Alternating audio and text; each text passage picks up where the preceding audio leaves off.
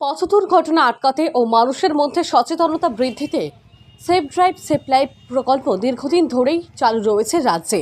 শুক্রবার মালদা জেলার রতুয়া থানার অন্তর্গত শামসি পুলিশ ফাঁড়ির উদ্যোগে এই কর্মসূচি পালিত হয়। সাবধানে চালাও জীবন বাঁচাও এই স্লোগানকে সামনে রেখে সেফ ড্রাইভ সেফ লাইফ সচেতনতা র্যালি ও পথসভা হয় রতুয়া থানার শামসিতে। শামসি পঞ্চায়েত সীতাদেবী বালিকা বিদ্যা মন্দির ও শামসি এগ্রিল হাই স্কুলের সহায়তায় শামসি স্টেশন মোড় থেকে একটি র্যালি বের হয়। নেতৃত্বে ছিলেন ফাঁড়ির ইনচার্জ রাম সাহা, এএসআই রফিকুল ইসলাম, পঞ্চায়েত প্রধান মনীষা দাস রায়, সমাজসেবী মোশাররফ হোসেন, মোহাম্মদ জাকারিয়া, বাহাদুর আলী প্রমুখ।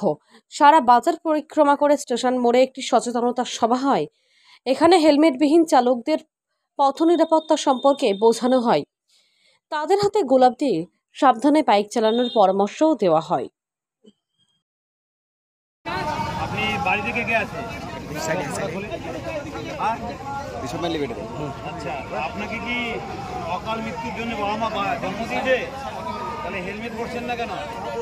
আপনি যদি কোনো দুর্ঘটনার কবলে পড়ে হেলমেট আপনাকে রক্ষা করবে।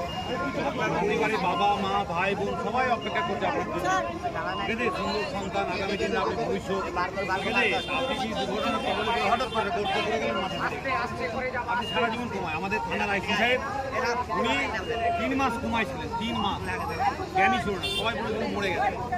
ঠিক আছে, ও ওনাকে হেলমেট রক্ষা করছিল, হেলমেট পরেছিল, হেলমেট ফেটে টুকরো হয়ে গেছিল, শুধু একটা কষ্ট করে গেছিল।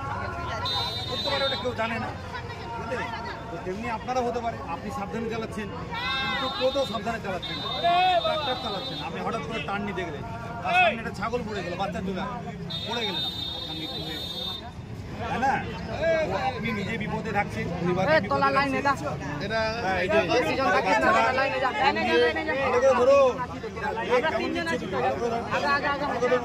উঁচু